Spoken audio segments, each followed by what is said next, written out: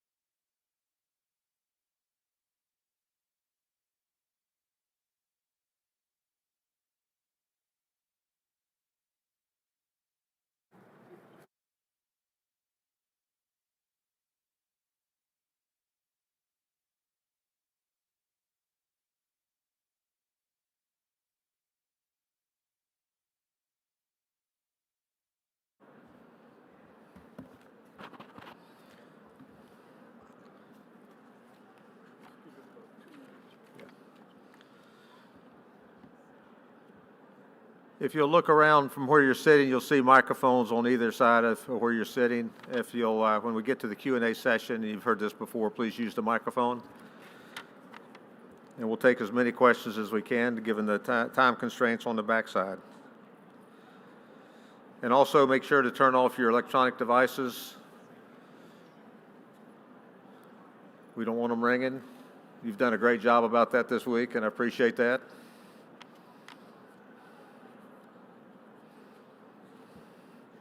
And one last time before we start, this course or this session has a continuing education credit, and you can scan your badge at the back of the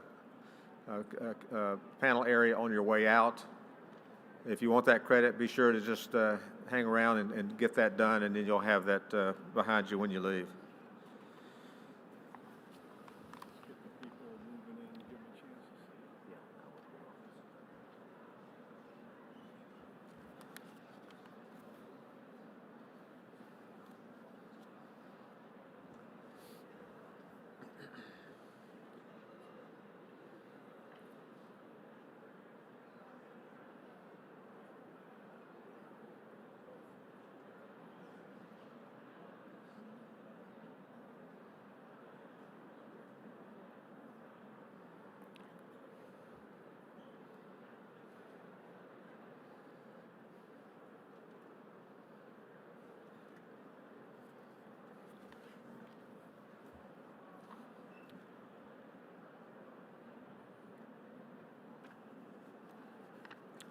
Okay, I think it's time we should light this cannon right now.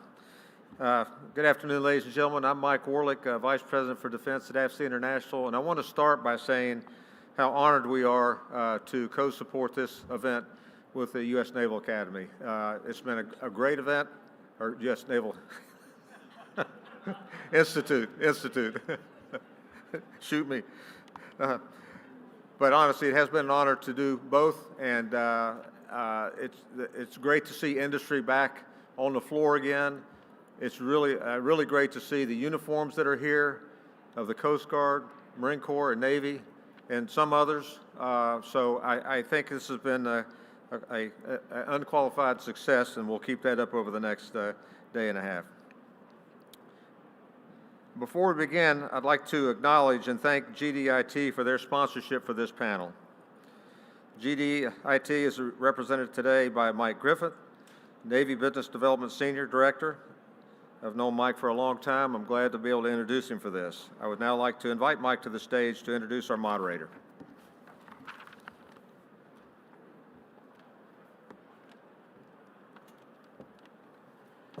Thank you, Colonel.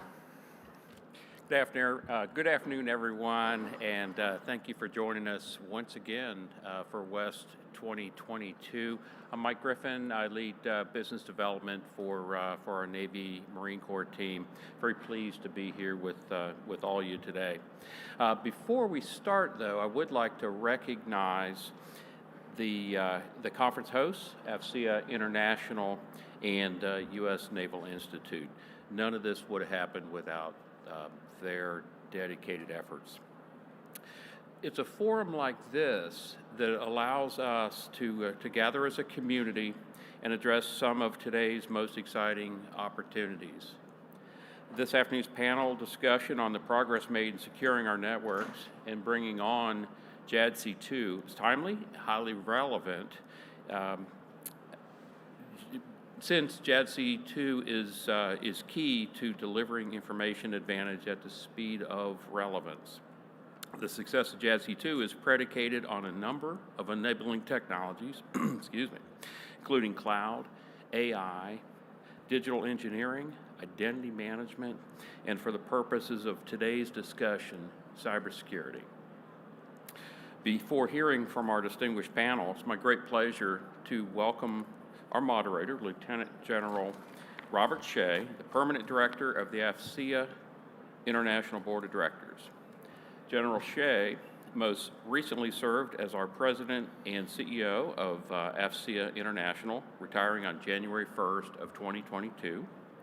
He came to AFCEA in 2014 from Smartronix, where he served as EVP of Strategic Solutions. Prior to that, 36-year active duty career as a Marine Corps officer, General Shea served as Director, Command, Control, Communications, and Computer Systems for the Joint Staff, where he was Principal Advisor to Chairman, Joint Chiefs of Staff on all C4 systems and cyber matters. Welcome, General Shea.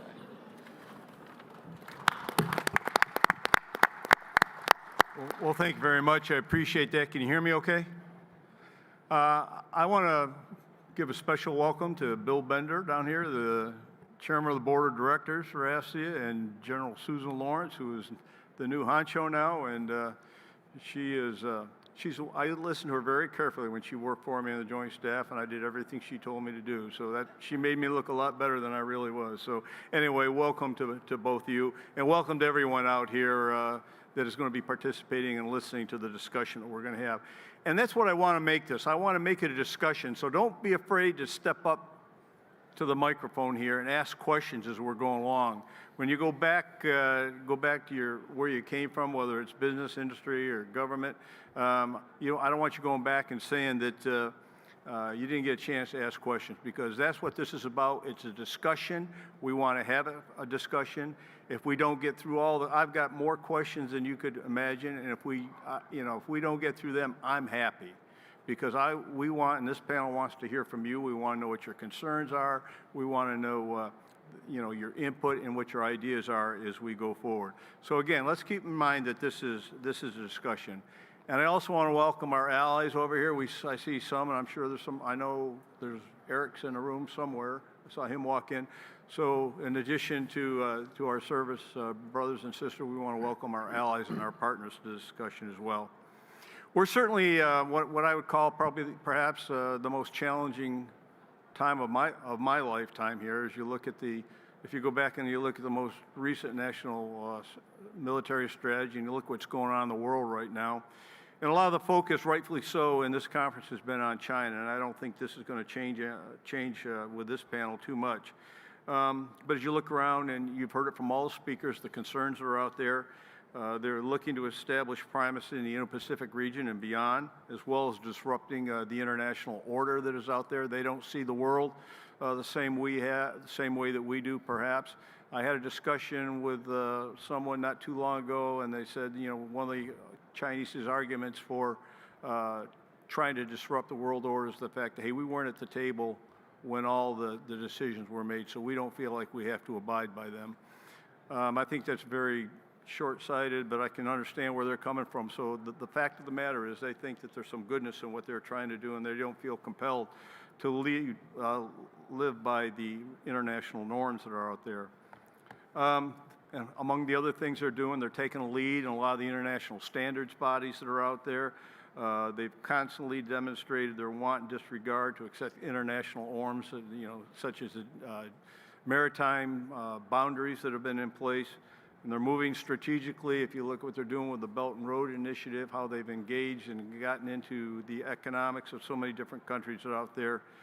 And I think if you look around, if you've been watching what's going on with cyber activity over the years, if you look what's the influence that they've had through the Confucian Institutes, whether it's their engagement in industry, they're acquiring key industries, I think you come to recognize that they truly are an adversary that we need to be prepared to deal with, and the sooner we're prepared, the better.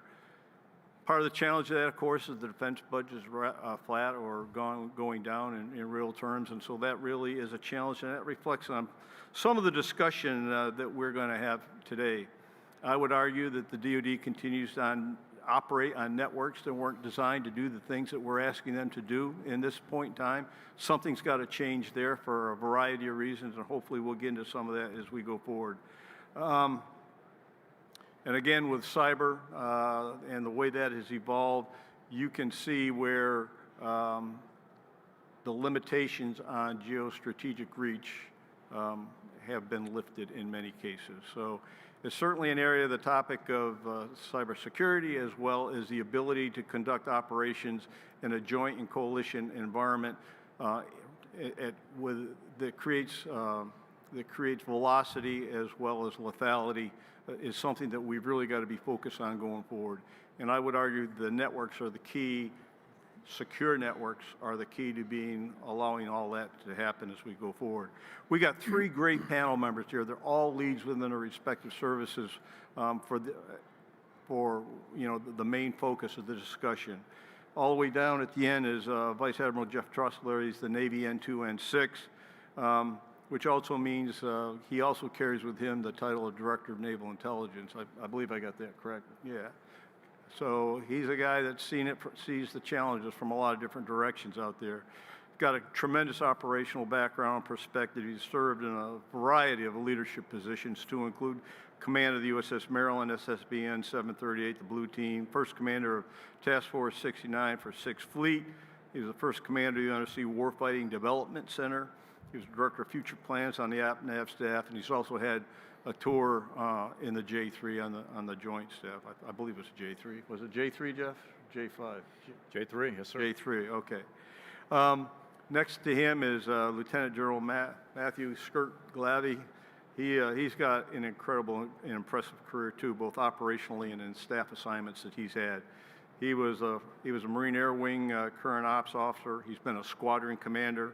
He was an Air Wing commander as well.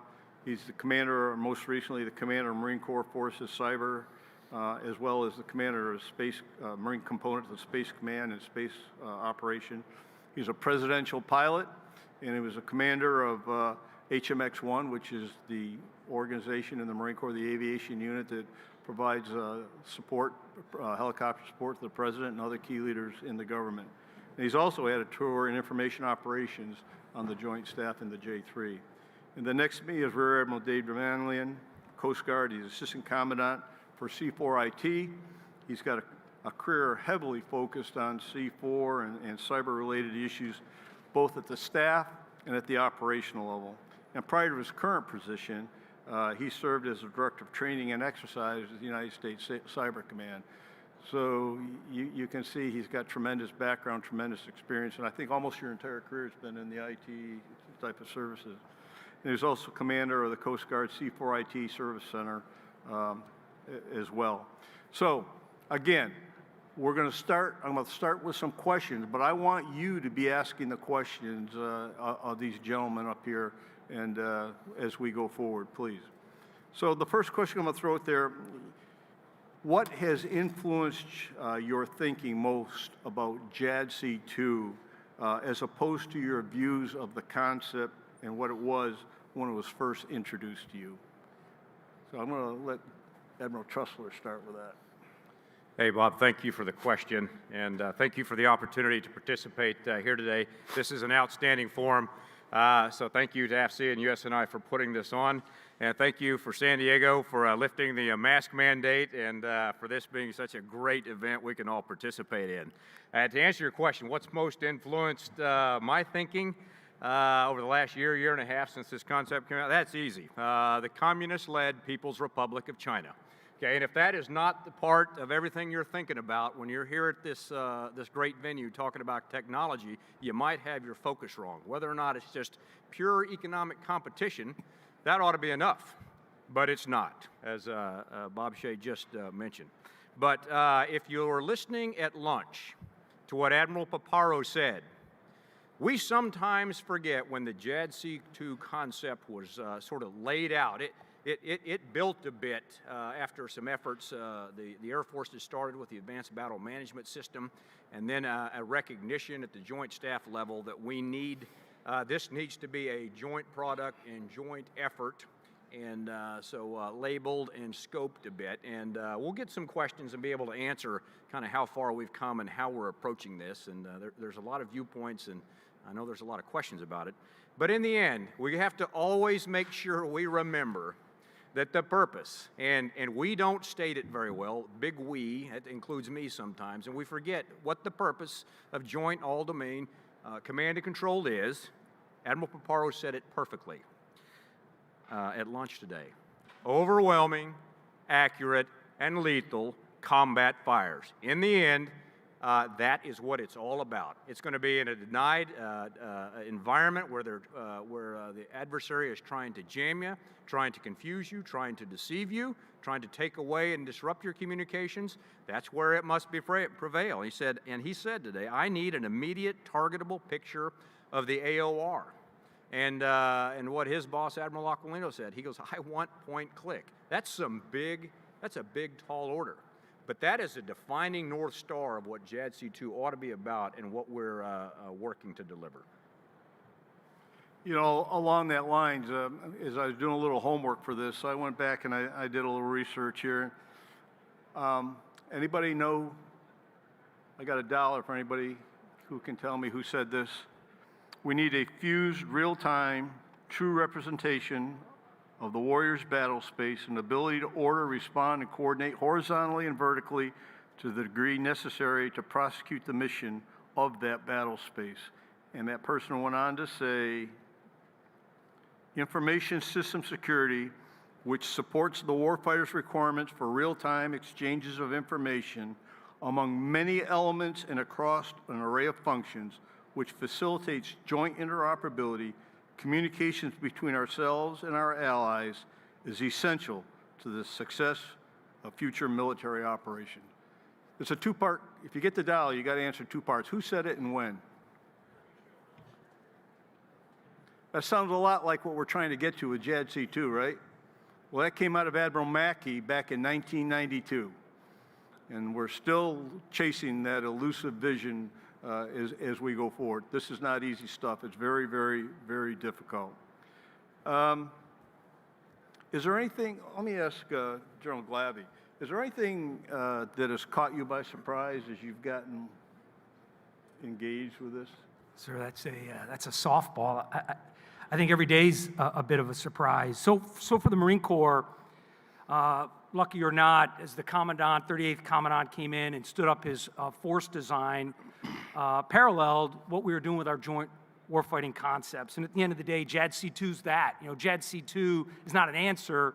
It's really a concept, probably going to be principle-based to determine how best we see and solve that very complicated problem. But like anything else, you know, change is very challenging. And as we've executed force design, we've made a significant focus on change, from end strength that was really talked about yesterday with some of the Marine leaders up here, to how we do business. What hasn't changed for the Marine Corps is obviously being the nation's naval expeditionary force in readiness. Our ability to get on those amazing U.S. Navy amphibious ships, sail into godforsaken place and do the business of the nation. Things that we do today, things that we do around the clock, that won't change. But the idea of the stand-in force parallels directly with the joint warfighting concept. It parallels directly with the national defense strategy needs us to do. As China has the pacing threat, we have committed to being the stand-in force. And the stand-in force, again, is briefly discussed, but it's every bit also conceptual as it is practical and organizational. Insofar as, having 20,000 Marines west of the international date line and proximity to that first island chain in the weapons engagement zone gives unique opportunity, both placement and access.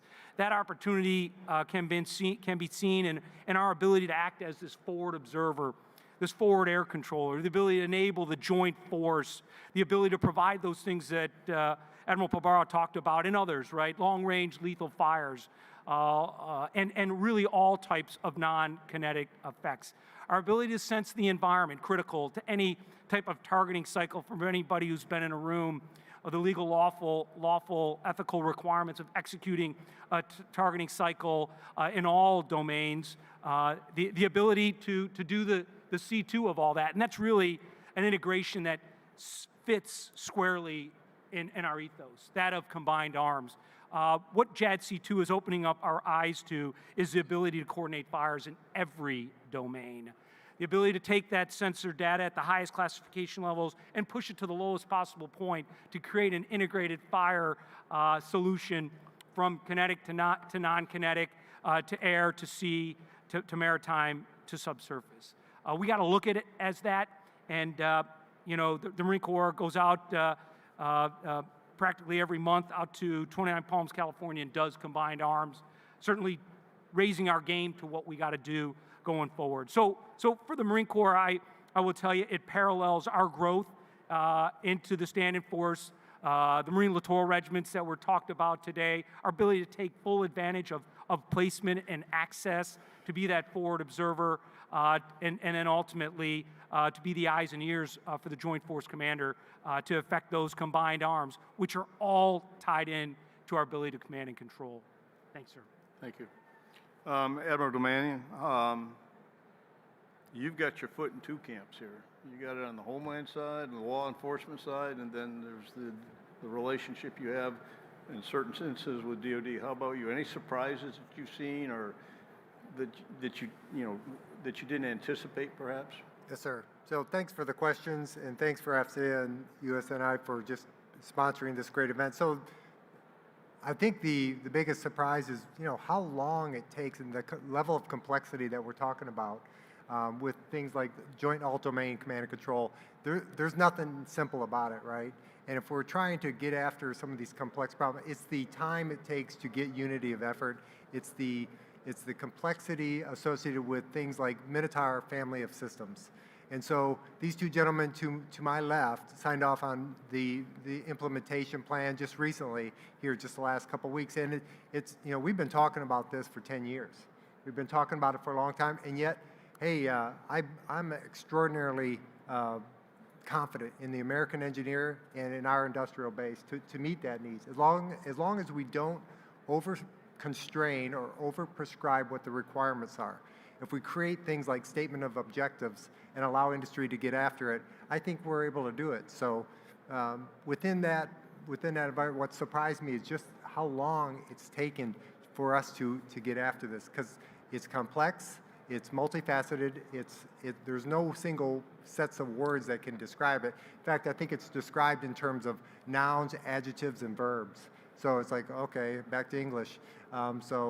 And the only thing I wanted to make a note for, sir, instead of $1, I would definitely put out a Jackson or maybe even a Benjamin for that challenge that time, sir. That's a safe bet, huh? So, we talked how long it takes. We talked the complexity. I recall in a JROC meeting where I had a discussion with a gentleman, pretty heated discussion actually, where we were talking about developing the networks, which JADC2 will depend on. He said, surely, this gentleman later became a combatant commander, and it wasn't Admiral Harris, but this gentleman said, surely this can't be more complex than building a nuclear aircraft carrier. This whole networking cyber piece that goes along with it. A few years later, after I'd retired and he was the combatant commander, I went and visited him, and he said, "Do you remember that discussion we had in the JROC?" And I said, "Yes, sir, I do." Let me tell you, he said, what you were trying to do is orders of magnitude more difficult than building a nuclear aircraft carrier. And I think if you look back at the time frame, going back to what Admiral Mackey was trying to do and Admiral Zabrowski after him, it really does highlight the complexity and the challenges that are out there. So having said that, is there anything that either one of the three of you, any one of the three of you would like to see change or would recommend changed in the process to heighten the likelihood for a timely and successful delivery of the main effort? I'll jump in. Do we need anything to change? I don't think so at the moment. I think a lot of questions might come with are we delivering fast enough? Those will come after the what exactly is being delivered, I'm sure. And there's this desire for speed, no matter what the answer is. I'll jump on that when given the opportunity here is. We must be absolutely deliberate, though. And what I worry about is somebody trying to define a solution that's going to work for all of us. And in this age, when you're talking about the multiple services, and it's not about individual services and not about service, but the services themselves provide the capabilities for the joint force. Okay, that's just the way it is right now. Big, complex, maybe more complex than we want it to be, but it is the way it is right now. And we have the ships, submarines, aircraft, weapons systems throughout the joint force that exist as they are right now. If we were to start from right at this moment, so you got a clean slate and you've got 10 to 15 years, we might build a completely different military and we might build in some interoperability and some of the things we want out of JADC2 right off the bat. We don't have that luxury. We have from a Navy perspective, we have a 300-ship Navy, a couple of thousand aircraft, and then add the Marine Corps, the Coast Guard, add the Joint Force with their strike weapons and aircraft. That exists. Our step one is to make sure the force we have now we can operate with. And so at the moment, the majority of the efforts actually taking place are about taking what we have and with some very minor tweaks and adjustments, with some deliberate experimentation and exercises that we're doing right now, whether it's in Project Overmatch, Project Convergence, whether what the Air Force Advanced Battle Management System team is doing, we're working and chipping away and solving those problems right now. And in fact, in the idea of Project Overmatch, is going to field very shortly some increased capability for our deploying strike forces as is. So the biggest thing I would say is we must be deliberate, and there's not going to be a hands down or a committee or a solution or somebody at the joint staff or a program office that's going to deliver everything for us. There's a team of effort that's going to take place and that is already working right now. How do you square the box with we need to be deliberate in the facts that we may not have a lot of time? So, sir, I can. Okay. I'll jump in. I'll jump in here, JT. So, sir, there is momentum. So, if the 38th Commandant of the Marine Corps were here, he would agree with you. He'd agree with the frustration. He'd agree it's taken too long. He would agree with the sense of urgency that we've talked about for the last day and a half. There's no doubt about it. At the end of the day, right, the change aspect of what I touched on is in the midst of it. This is a new way of doing business. To JT's point, if you go out to Yuma Proving Grounds and watch what's going on with Project Convergence or any of the other sites, that it is significant. This collaboration idea, 35 years, I don't think I've ever seen it before. Not seen it to the degree that it's happening. In my 35 years, the General Krulak back in the day, sir, created the warfighting lab, the Marine Corps Warfighting Lab. It was this experimentation piece. I never quite knew if it had a deliberate role in the Marine Corps until recently, until the last 3 years, where they have become the main effort in this environment of changing quickly, an S&T world leveraged by industry, by so many people here to take ideas, not perfect ideas, ideas like minimal viable products, right? Minimal viable capabilities, unheard of concepts, for me certainly, but now become the norm. field user evaluations. We're taking stuff to the field, and General Smith talked about the 1MF commander is in the middle of all that. He's in the middle of this experimentation phase, working very closely with industry, and we are connecting dots I don't think we've ever connected. There's always issues with color of money. There's always the legal, lawful, ethical thing that maybe we can talk about, as well as we move out very quickly in the software-defined world, where, again, a repeat theme where hardware is secondary to this idea of creating and making your own luck fairly quickly in these collaborative environments where software evolves so quickly. So that would be my side of it, sir. Thank you. Kathy, you want to add to that? Sir, I'll just say there's no finish line. So Okay. this is an infinite game. There is no finish line. Bob, and I might turn on its head. Yeah, I hate this perception of don't have a lot of time being our burden. Let me tell you what, the machine is rolling, we're aligned.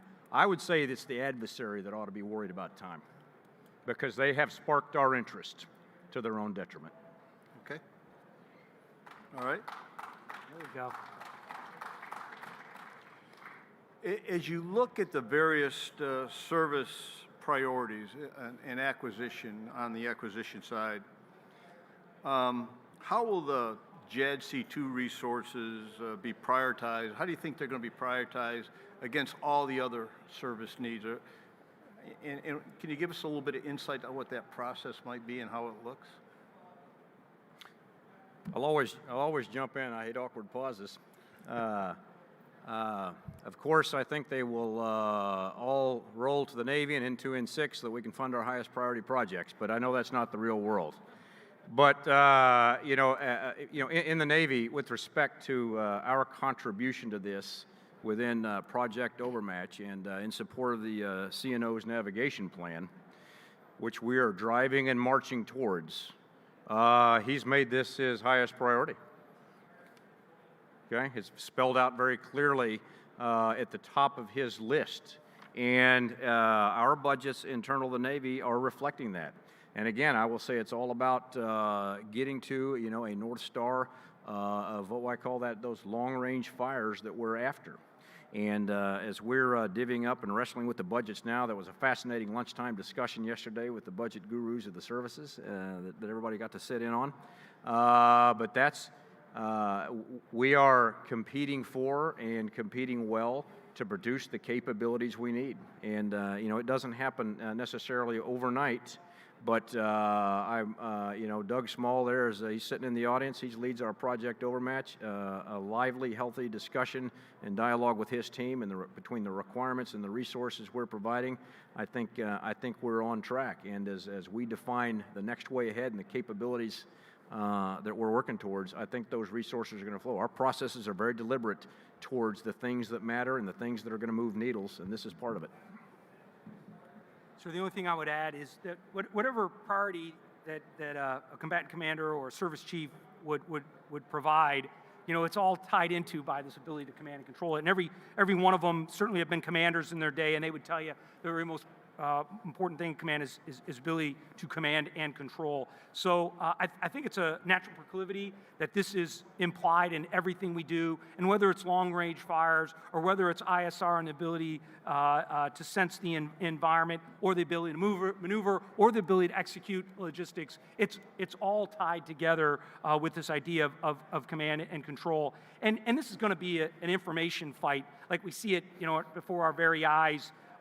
Current events, what's happening from an information aspect. And all this is the ability to control your data, use your data in the most impactful way, and to have all the resiliency from a network standpoint to take full advantage of it. So it's wrapped in all of it. And I feel good from a Marine Corps perspective. The Commandant understands it much better than I, how important it is, and it's given that priority.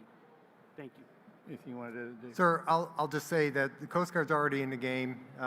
Admiral Schultz already has declared the technology revolution. Our first line of effort is to improve cutter connectivity. That means in the Arctic, in the Antarctic, that means in the Indo-PACOM and Oceania. So we're on that journey. And one thing, he's taught me a lot of things, but probably the biggest thing is that success begets success. So showing success, showing that incremental delivery of capability or that minimal viable product, which we have done over and over and over, that generates more and more confidence that more dollars should go in that direction. And so we're already underway. The first line of effort within the tech revolution is absolutely aligned with that. There's a lot more to work to do, of course, but this whole notion of, it's a big bang, there ain't no big bang. It's iterative, and we're going to deliver capability I would argue every month there's going to be something new. So, last month's Coast Guard is not this month's Coast Guard, and just let's go and keep up. So, along that line, how do you deliver a synchronized capability when service efforts are funded and managed separately so that you get the power of the integration that's going on? How does that play out? Yeah, I think that that's a reasonable question, and because services are, the word compete feels bad to say, but in reality, every service has concepts they want to bring to bear and bring to fruition, and capabilities we can bring to the joint force. But in the end, it's the services that build. I think the worst thing possible that could happen is that there be some separate pot of money that we're all competing for that is going to then solve a problem, or frankly, a joint program office of some kind that's going to solve the problem. How we're going to bring it together, we're already working that. And you heard me mention, Overmatch Project Convergence and the ABMS. The services are already working together and synchronizing. We probably don't publicize it and talk about it enough. Sometimes we just answer the questions asked by telling you what you ought to know.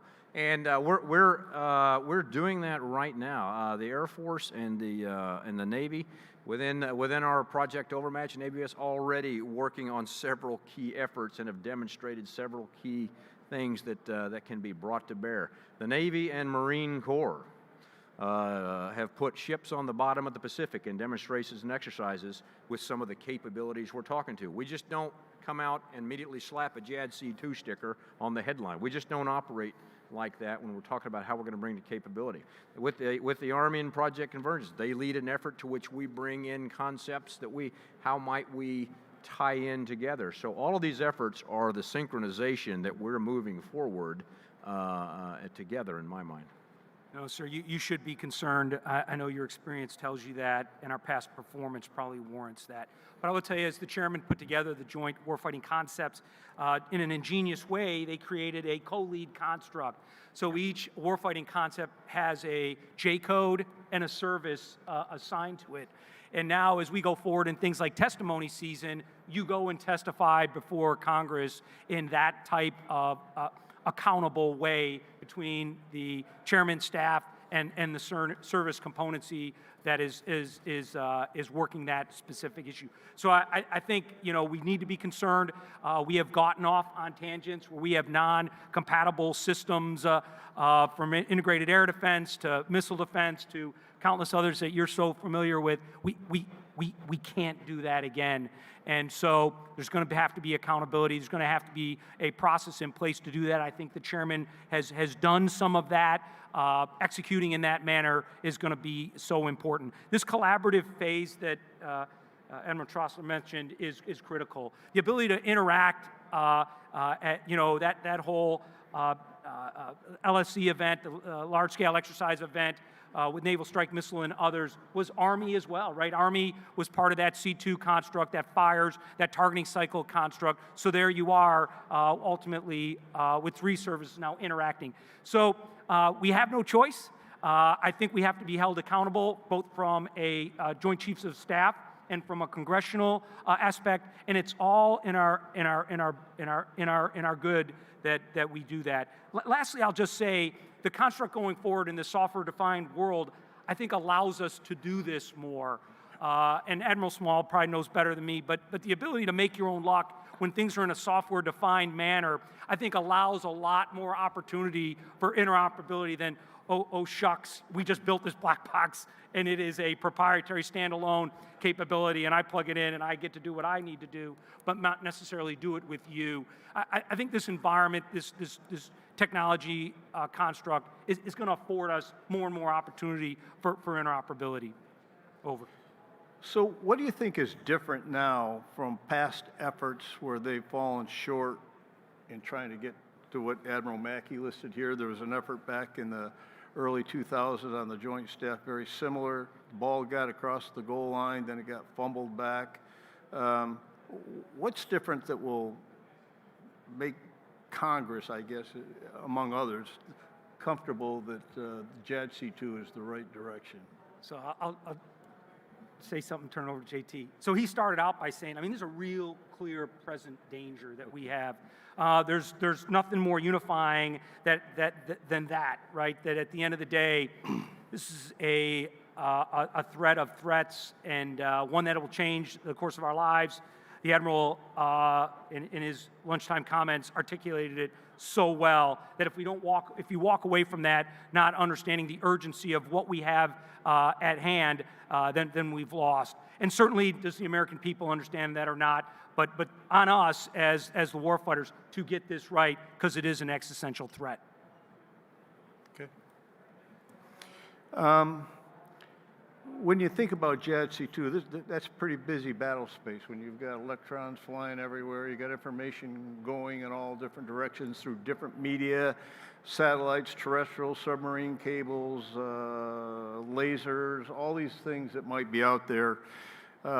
Information coming from, say, CONUS to the Western Indo-Pacific region. So what changes, in any, do you see might be required for to command and control the JADC2 structure that's out there? I mean, this is going to be, conceptually, things are going to be happening really fast. And so how do you command and control this? You may be in your submarine and you may be getting a cue from a F-35 or something like that, and it's going through all these different network structures. What is that? What are the implications of that for command and control? So, sir, I'll tell you, I'll jump on this. This is classic combined arms.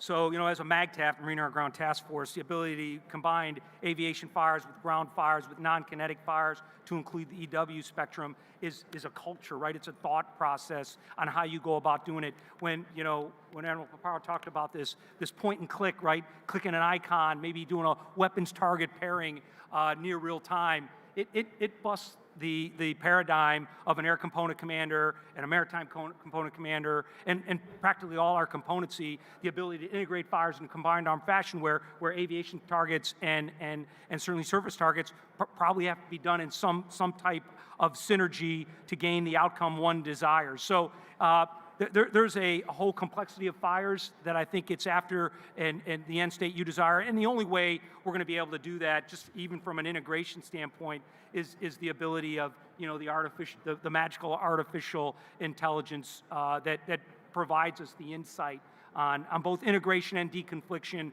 Obviously, there's blue targets out there, there's red targets out there.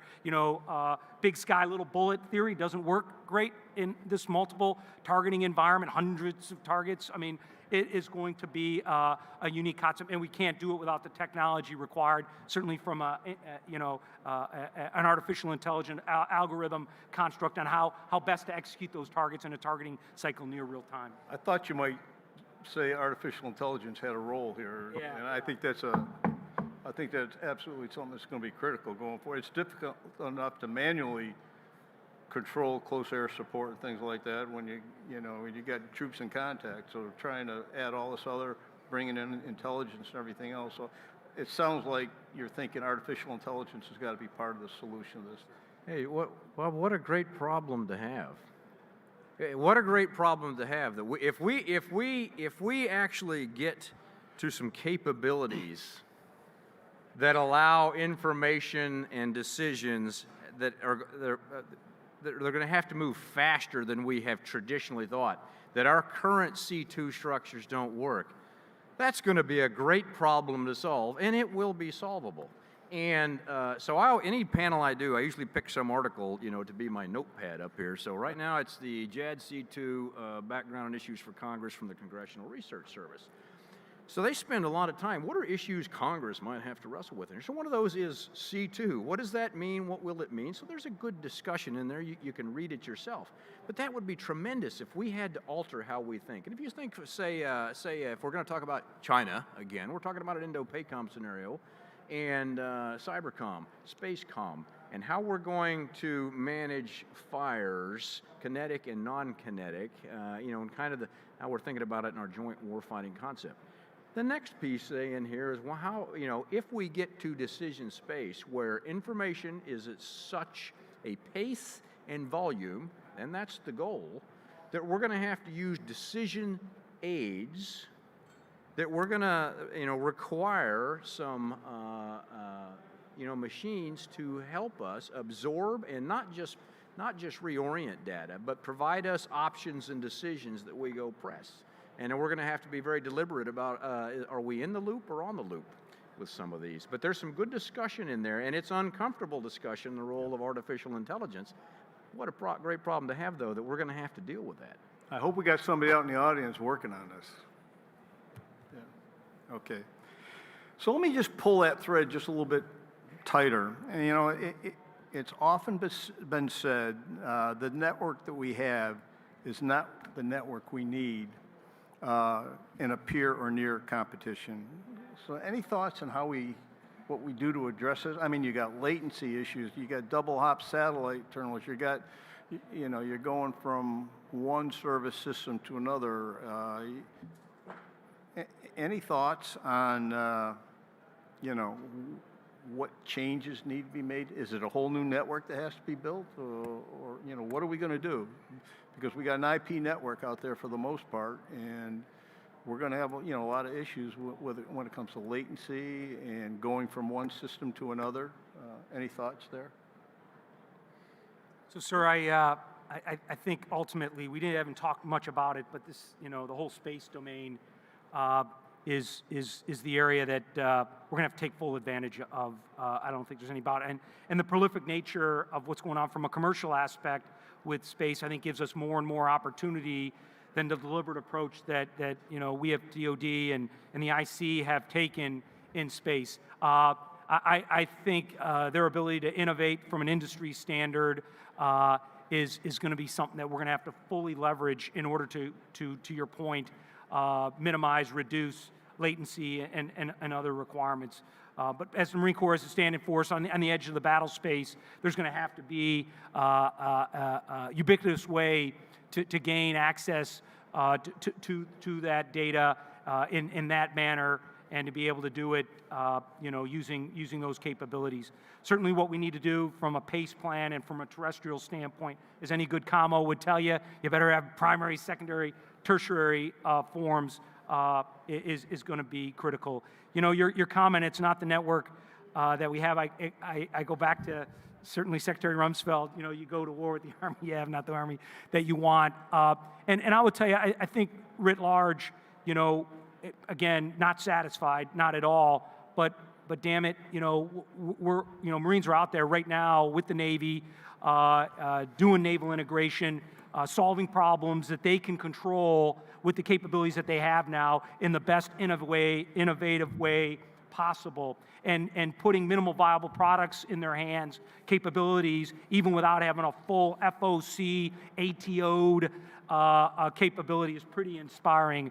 Again, not satisfied, not for any stretch, but no one's marking time with the network that we have. They're pushing it to its max capacity and ready for all the unique capabilities that we need to come online quickly.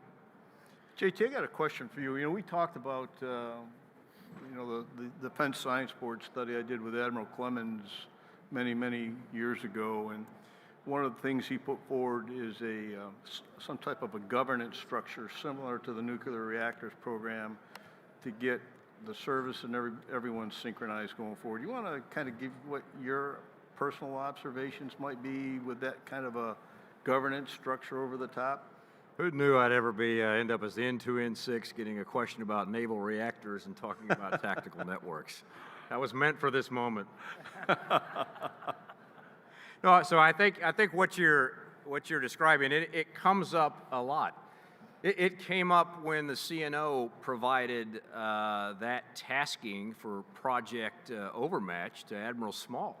And what he attacked him, he had in mind, you know, Hyman Rickover's efforts. He had in mind Red Rayburn's efforts, and Wayne E. Meyer's efforts. I mean, some pretty large figures on how they were just given task and go figure it out.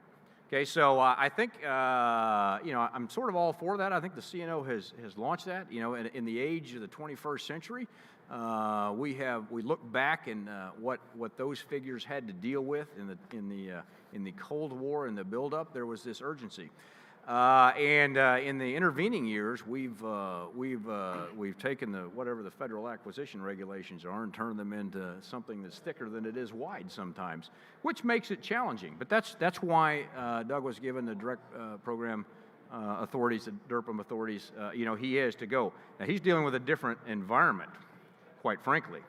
But when you go and want to talk across all the services, the natural answer somebody might come up with is, well, then therefore we should have a joint program. And I'll be the biggest opponent against that. That we then now as services and feel we would. I don't know that would be the solution. I think what you're seeing, you know, right now, and I think this is where the Joint Staff has done a really good job under Lieutenant General Kroll in setting the structure, the strategy, the cross-functional team, that accountability lead, and this is one of the accountability leads in those items that General Glavy talked about, of several concepts, not just the JADC2 coordination, but joint fires and some other things, that they're kind of placing some boundaries and then pushing out for us to go bring back some of the solutions. It's not going to be a democratic vote on, but they have recognized the work that each of the services are doing, and specifically are pointing at those interoperable efforts that we're doing together. And okay, this is about right. And in fact, General Kroll's kind of keeping everybody at bay to let us experiment with each other and keep developing. And the most important thing we do is not lock in solutions that lock other solutions out, and we're doing a good job of that. Okay, thank you.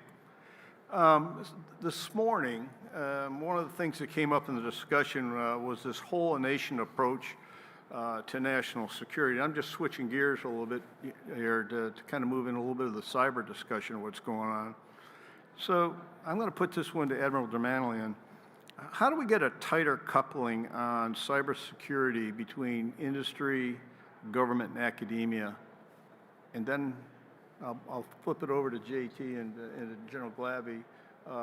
You know, how do we do this with our coalition partners? You've got to work on the Homeland Security side as well as the DoD and then other agencies, even down to the state and local level. So,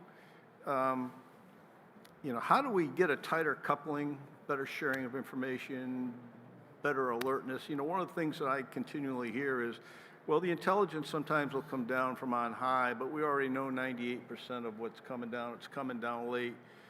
And you look at the supply chain. If you look at all those threats that are out there now, any thoughts on how we develop a tighter coupling across government, industry, and academia, for that matter?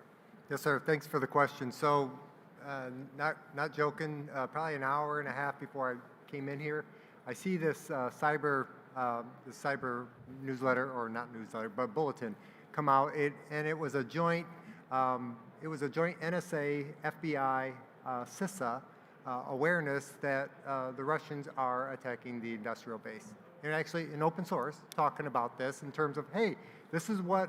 So sharing that sort of information, that no kidding, they're in your knickers, and this is what they're doing, and you know, we're all now sharing information.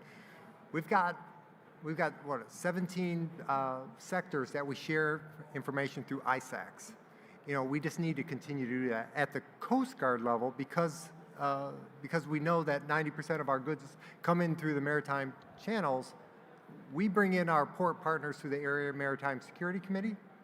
And, you know, these are non-government agencies, and we start talking about cyber stuff. And, you know, those are the same folks that are operating those cranes. They're taking stuff off the COSCO vessels, the MSC vessels, and And hey, you don't want to be vulnerable at that moment because you can really tie up the port. Tie up the port of LA Long Beach, whew, that hurts the nation in its pocketbook. So I think through the ISACs, through the Area Maritime Security Committee, and oh, by the way, our whole of government is working, FBI, NSA, CISA, and they're publishing that as open source information about one of the nations that are not acting in accordance with the international rules.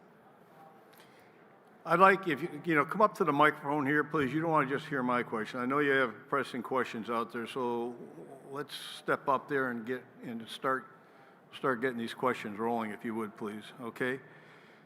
One of the other things I took away from the meeting, from the discussion this morning, was that we need to do a better job to crisply articulate the threat and the risk. And it was kind of in a national security sense there, but I would argue that same articulation of the message needs to be re-emphasized or more strongly emphasized or educated or taught on the cybersecurity side as well. In many cases, I think we've all seen the alerts and read in the newspaper what's happening in a particular industry or a particular company.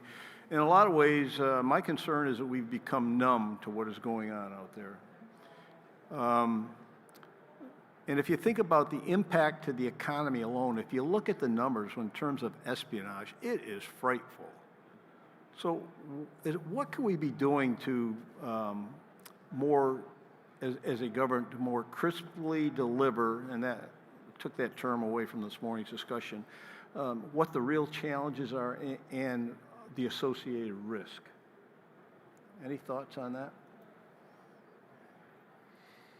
So, sir, I mean, if we start from an industry standard, well, actually from a DoD acquisition standard, our ability to get KPPs, key performance parameters, in line with your thought process, is a start to that. So, in the Department of the Navy, Don CIO is leading this readiness issue, and really, cybersecurity readiness. What does that mean? What does that mean? And for the Marine Corps, it's as you know, readiness is a culture, right? It's how you conduct yourself. It's how any unit prepares daily and what it is they need to do. And we just haven't probably provided that type of emphasis at the unit level, whatever that may be, with respect to cybersecurity. So in many respects, it's this idea of having a culture. Now, with the Marine Corps moved out quickly on this, created a unity of command. At the end of the day, the commander of Marine Corps Forces Cyberspace Command and controls the entire network, secure, operate, and defend the mission across the Marine Corps, all the way down to the tactical edge. So accountability, responsibility matters with that type of responsibility. So again, I would go back to this idea of how do we get industry's partnership on that. Probably needs to be drawn out in some type of acquisition profile, and then secondly, from a organizational construct, how do you generate readiness as a culture? Okay. Question. Good afternoon, gentlemen. My name is Scott Cooper. I'm a retired Marine and now at Peraton. I'd like to ask you a little bit about how you talk about the use case of JADC2. And what I'll give you as an example is, everyone thinks, hey, I've got a command and control network here in my iPhone. But that is resilient because the FCC demands it, and I don't have any latency because I have a constellation of cell phone towers that guarantee that. But that officer of the deck in the South China Sea, she has neither that is guaranteed to her.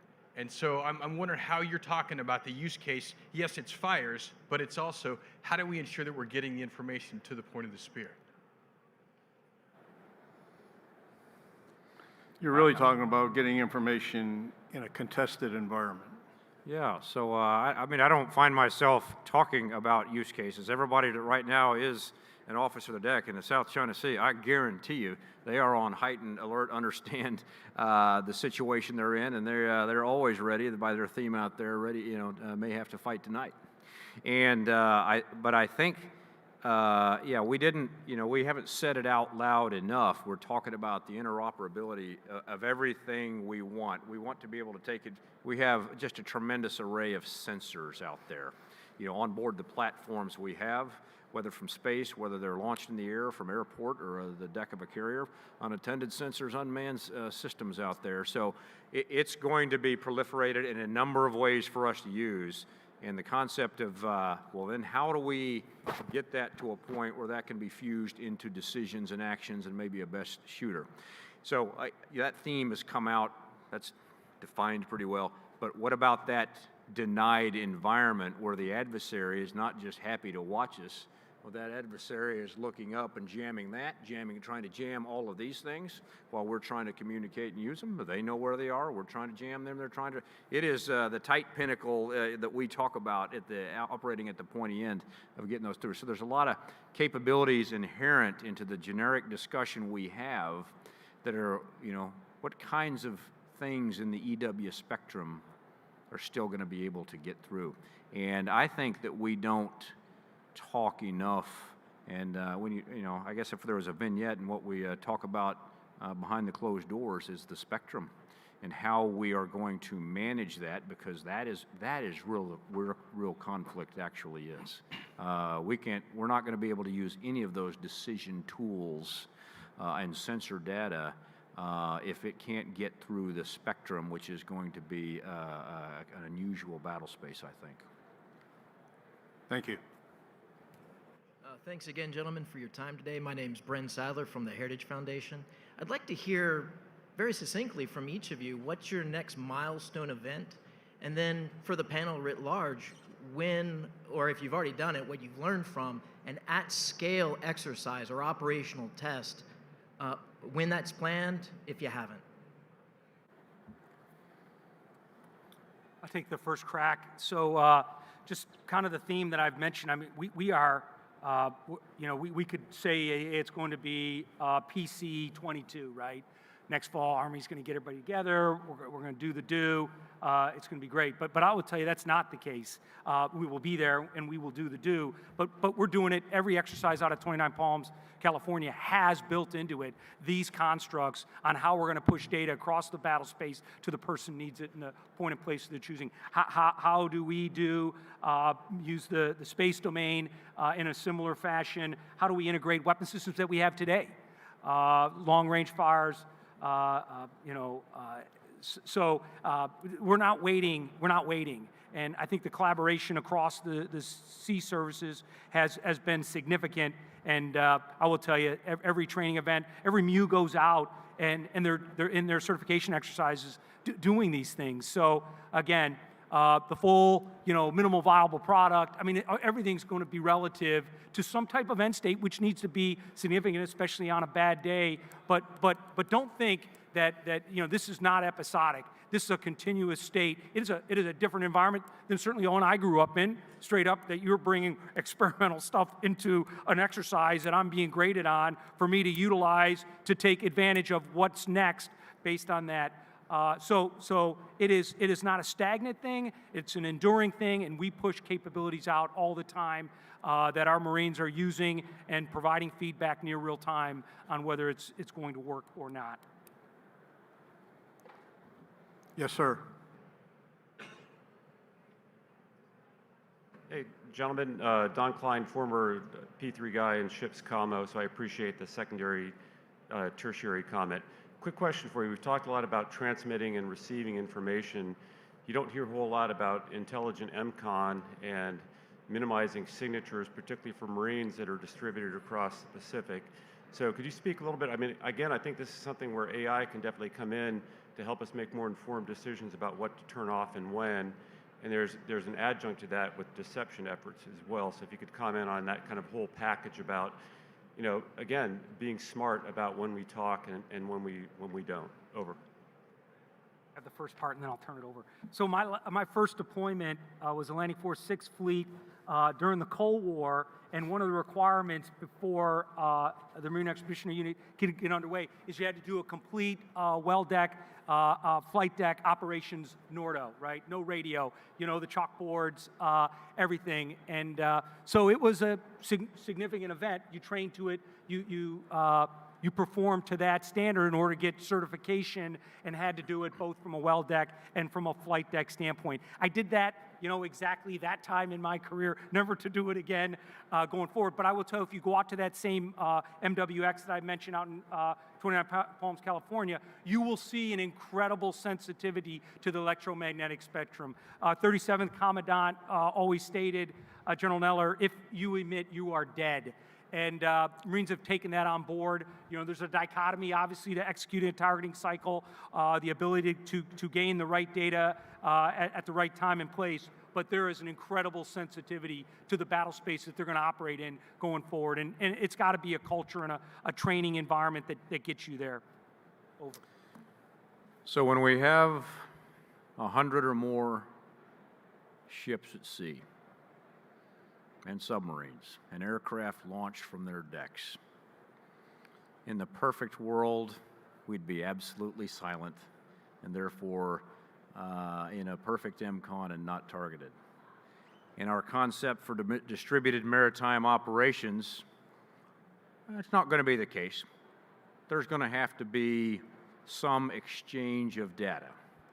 That's why we now have information warfare commanders as part of the strike groups and of the concepts that we're implementing throughout in the training pipelines, so that commanders and in the future at Maritime Operations Center, so that we can empower commanders to have better understanding of what their risks really are. And that we're going to be providing them tools and TTPs to, it's not going to be just a black or white, 1 or a 0. Yes, transmit, bam, you're dead, or no transmit, but we lose the battle because critical information didn't go. So that's why we're going to provide some tools to take advantage of the environment you're in. That spectrum is not perfect. It is subject to the environment. It is subject to the things we do to that environment. It's subject to day and night sometimes, and what the actual conditions in the space realm are in that environment. So that is a focus of our effort, is to provide those tools so we can better understand the environment, change it to our advantage so that we can transmit and communicate if we need to. All part of the package, and that's about all you're going to hear from it at this forum. Yes, sir. Good afternoon, gentlemen. My name is Ramberto Torwea. I'm with OpNav N9. My question is about, how do you see JADC2 being used in the DDIL environment? Specifically, the use case I'm thinking about is first few days of the war, first few days you know that your high bandwidth capabilities are going to be impacted. How do you continue to have that exquisite information exchange when bandwidth is limited? And how does HF fit into this? How does EHF fit into this? How do we go back down to, God forbid, just message traffic only or just chat only when we're trying to command and control, and still have access to data from sources but have a hard time getting the data to the shooters? Hey, that's part of the problem we're trying to solve. Does Admiral Khan know you're here, actually? You work for, you say OpNav N9? Yes, sir. He doesn't know I'm here. I actually work for Mr. House. Oh, okay. All right. Good friend of mine, a submarine buddy of mine. No, hey, that is not the. How do you then do that? If that is part of the problem statement. Okay, so I think I kind of said that previously, that we're going to all this to connect that or whatever. In that environment, and I should have said in that environment almost every time. We expect that to be the challenging environment, but I also expect that we're going to manage and control that environment a bit too. We're not going to be passive victims of what's going on. We're going to create a bit of our own opportunities. And that's why we're going to just have to make sure there's some ConOps and TTPs we're going to have to change to take advantage of situations, and some decision aids we're going to have to, hey, when you can now download, dump, and then those tools and repositories on board that when you've synced, you have the latest from all, and it may not be a perfect picture, but and there may be just a lot of passive receive information that we have to smartly push. That's part of the decision process and the tools we're going to put into place too, because we can flood the airwaves with a bunch of nonsense, But that's part of when you know what a great problem to have is we've got too much information to pass than the process for what is going to be pushed. And I think commanders will tell you have a pretty good idea of what that information is that we're going to need to push. I won't talk about it here, but I think it's going to be pretty obvious to the commanders of what their priorities are, of what's just going to be constantly pushed depending on the orders they have recently given. I'll just add, we reestablished U.S. Space Command. We established the Space Forces to get after this exact scenario. So at the end of the day, General Raymond will tell you we're going to have space superiority. I mean, in his every cell in his body, that's why he exists, to create that opportunity to have that superiority or period thereof. May not be an enduring thing, but the ability to gain the edge and gain a superiority edge in order to gain the momentum is why they exist. And so they have that mission. So though we got to have and we got to train to the most challenging standard, to your point, and why PACE plans are so important, we also should not sub-optimize our ability to dominate the force as quickly and as deliberately as possible on our timeline. So again, this ain't one arm tied behind our back. We are doing something in the space domain to gain the critical edge in order so we don't have to live in that sub-optimized environment, but know full well we have to train to it. Over. I want to jump in here just a minute. One of the things that talking about operating in contested environment and things like that, we throw frequency, the use of frequency and spectrum around like it's automatic, it's going to be available. Each one of those frequency bands has specific physics attached to it, and it's used for a particular reason. Some may be to pass more information than others. The RF will travel farther, some will penetrate. Are we doing all the things we need to do to be able to manage the spectrum when we get into this environment? So I'm no expert, but I certainly would tell you that there's concerns, but it's almost like the fishes and the loaves. What we have been able to do from multiplexing and other God-forsaken techniques that industry has provided, we keep evolving on this scenario. When you think you're almost done, when we think the link picture's full and there can't be another link 16, well, guess what? We've created opportunities based on digital signatures to expand the link picture by X amount. So I certainly agree with you, sir. But I will tell you, we should again not sub-optimize, because I think industry keeps on providing opportunities for us to take full advantage of the frequency band we get. But it is a finite amount. The reason I throw that out there, I see the term 5G thrown around pretty loosely, and I certainly see where the value is. But there's physical limitations. You need a well-defined, well-developed network to be able to do that. And I think sometimes when we start talking about these concepts, we forget the physics that are involved sometimes. No, absolutely. That's why I talk about, it is the EW spectrum that's going to win the fight if we have to go kinetic. It just will be. Or maybe what prevents us from even getting in that. And but you bring up an interesting thread that we've been dealing a lot with lately. We're out at sea conducting distributed maritime operations, and if we're in a wartime or combat scenario, the only rules that are going to be followed are the ones we set and dictate. However, to be able to effectively use that, we've got to be able to train to it. Okay, so the incredible capability we have to be able to train when we go to sea. When we put those strike groups, submarine ships at sea, aircraft at sea, we have to be able to train at our training ranges. And so we've got some pretty incredible capability. And that can be very confusing in the national airspace to commercial air flights that are just, flying around. So we've dealt with that. There's been some articles in the news. I expect there's a bit of undercurrent of that in the discussion. And I mentioned this yesterday at the IW Pavilion during some of my remarks. Because there have been a couple of articles, fairly negative, implying a negative article that the FAA has concerns about the military limiting our use of Link 16. You hear some things about radar altimeters and the use, and the selling off of DoD spectrum so that 5G, so that industry can use 5G to move us ahead.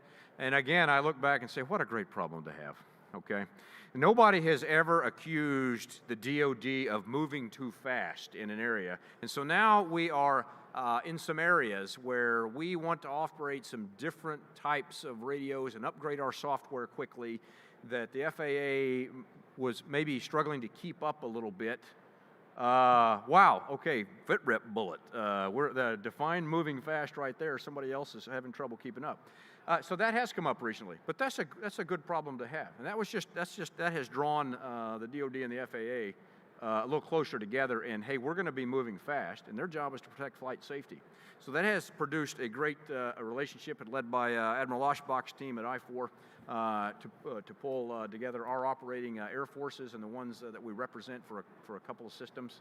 That we're going to have to communicate and collaborate a little more deliberately because of that, because we want to train hard, we want to train like we fight, and we can't conflict the airspace. And then the fact that that our industry is wanting, demanding, begging, buying more spectrum because they want to offer us more capability in our daily lives. Again, another great problem to have. So we will solve this. The smart people who are here in industry and pay for and solve this, that is good, healthy friction that we're going to wrestle with. And it's not Malthusian in its distribution. It looks like it, but we'll solve it. I'll tell you what, it's not a good problem to have, is to have a cruiser coming in with a Spy 1 Delta Raiders into Pearl Harbor and all the garage doors going up and down in Makalapa. Next question, please. Hi, Mallory Shelbourne with USNI News. My question's for Admiral Tressler. You mentioned some fielding coming up this year with Project Overmatch. I'm wondering if you can talk more about what that's going to be like and what you're hoping to learn from that fielding. In questions like that, I usually provide very unsatisfying answers on specifics. Hey, I think you heard the CNO recently talk about strike groups deploying, and as soon as sometime next year, with some of the efforts and work that Admiral Small's team and Project Overmatch are producing. And it's really because Admiral Small was unleashed. He was not handed that letter with a big sack of money to go get new capabilities. He was handed a letter, go figure it out, make us better. As we're searching for the next, bit of what I would call a North Star, and for everything we build now and in the future, what it should conform to with a little more futuristic look at our capability. He's dealing with the 300 ship submarines we have right now and the aircraft that operate and support with them and the weapons they fire. So he has done an incredible job of taking some of these isolated systems that were platform purpose-built with weapon system sensors and things we had previously maybe used, and if you've ever heard of our Naval Integrated Fires Counter-Air NIFCA concepts, that was maybe a step 2 level. And now he's advanced those to a large step above, taking what we have, given some authority to impact some programs and program offices that we're going to be deploying on ships and strike groups next year. I'm not going to give you any specifics of that, but he's already, somebody asked another question about timelines and next milestones. He's already crossed multiple internal milestones and spirals on his way to his first big deliverable next year that he's largely on track for.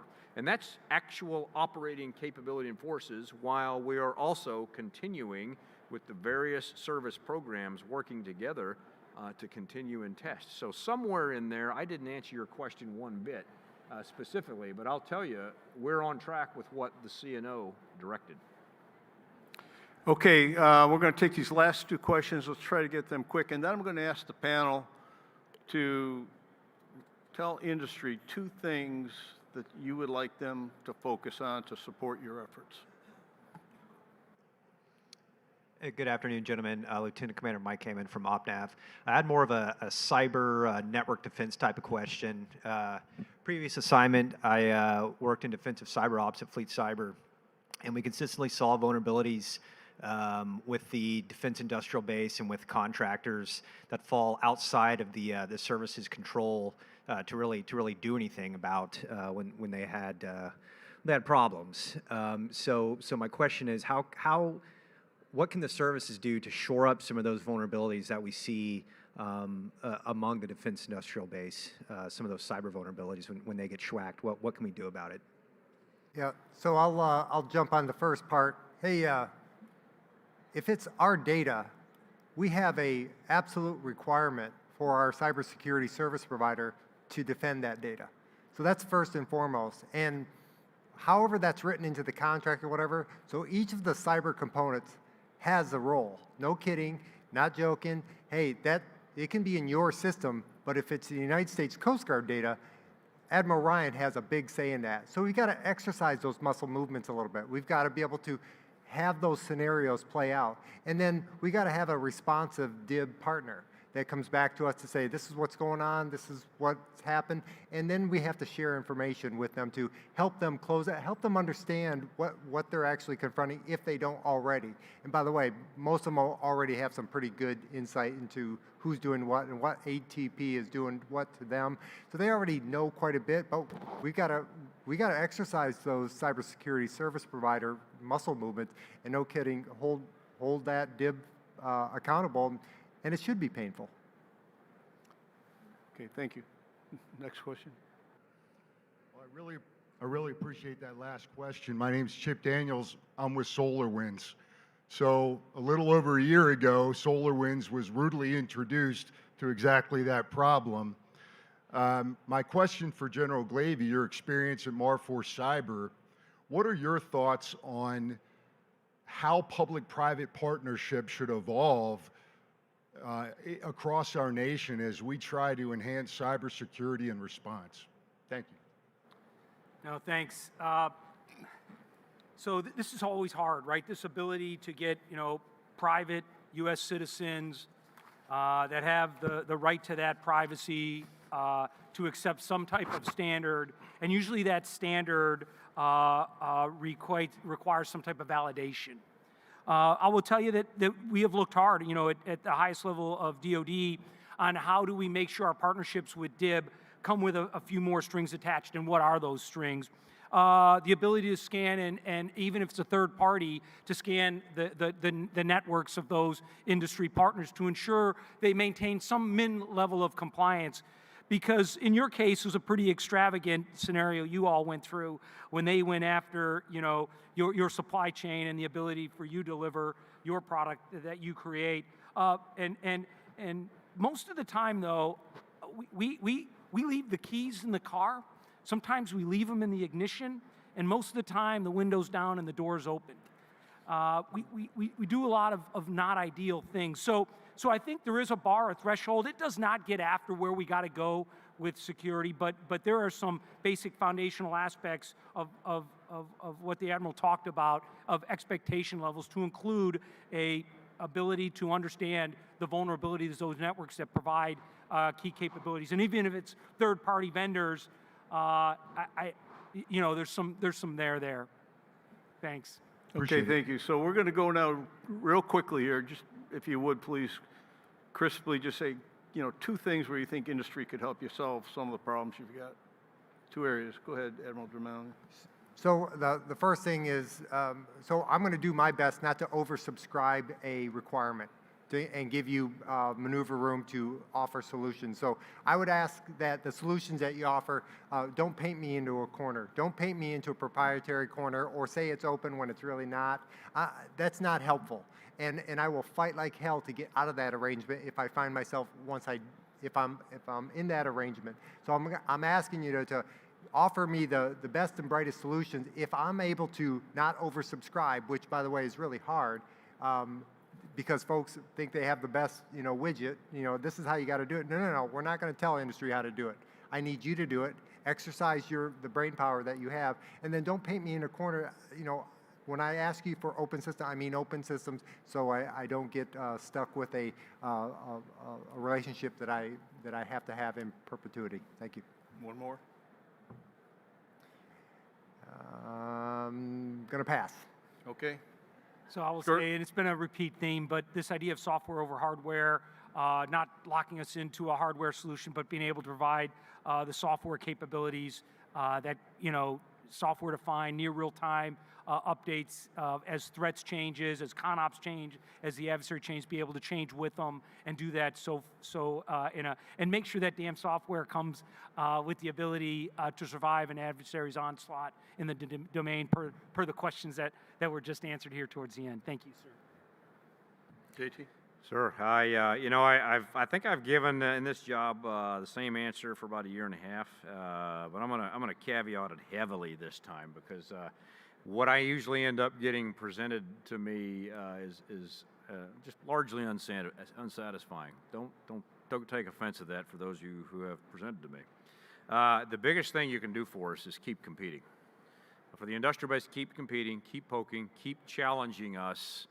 Because I think the biggest problem we have is we're a requirements-driven organization, and we need to better articulate the problems we are trying to solve to you by huddling up behind closed doors and then coming out with a list of requirements to which you almost always give us absolutely what we asked for, vice what we really need. So we need to do a better job in articulating. I will say that up front before I say I'm interested in cybersecurity and AI/ML.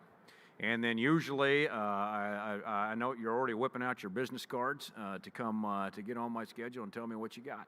And usually I'm always disappointed in the AI/ML discussions because I think everybody uses that as a buzzword to get in, and I've been surprised at the lack of ability to describe how that might be used and some of the problem sets where. And I've seen all the commercial intel gathering, what it can do to harness open source information. I've seen all of those, I think. I don't think there's one I haven't seen.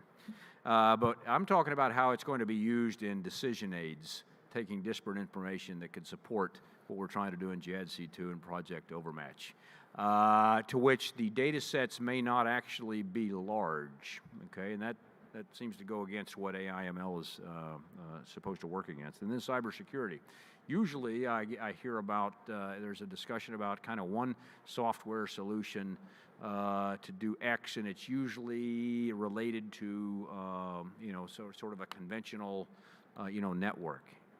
I'm concerned about the unusual systems, the SCADA that you talk about for critical infrastructure that operates our, supports our bases, supports our ships, aircraft, submarines, stores our weapons, and then those things operating at sea, how we can identify the complex network and connections that we have aboard those ships, submarines, and aircrafts, and understand and protect those better. That's what I'm thinking about when I think cybersecurity. Okay, gentlemen, thank you very much. Thank you for your insights and your candor with what you've done, and I want to thank our sponsors, and thank you all for your good questions out here. Thank you very much. Mike? I again want to thank you as well. I'd like to pick up on a couple things. We talked a bit today about securing the network. Are we making progress? Are we making progress in JADC2? Just a few bullets. Contested environment, spectrum, training, distributed comms, event-driven, C2 across boundaries, prioritize requirements, agility, and fight tonight. The bottom line is we got to fight tonight. Gentlemen, on behalf of the U.S. Naval Institute and AFCEA, we will provide you with the latest book, The Sailor's Bookshelf. You've heard this before by Admiral Stavridis. Thank you much, General Shea. Thanks, sir. Go ahead. Thank you very much, sir. I appreciate it. Thank you very much. Thank you very much. Thanks, sir. Thanks. Thank you all for attending today. Don't forget to sign out if you want the credit for the session this week or today.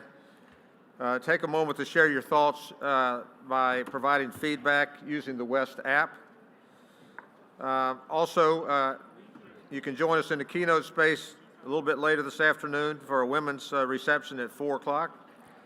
And happy hour on the floor is taking place at this very moment. We'd love to have you participate, and it's sponsored by Akamai, Aqua Security, Nokia, Tyco Athlete, and Vion. And drink tickets are being provided by Red River Technologies. Thank you for being here, and enjoy the rest of your day.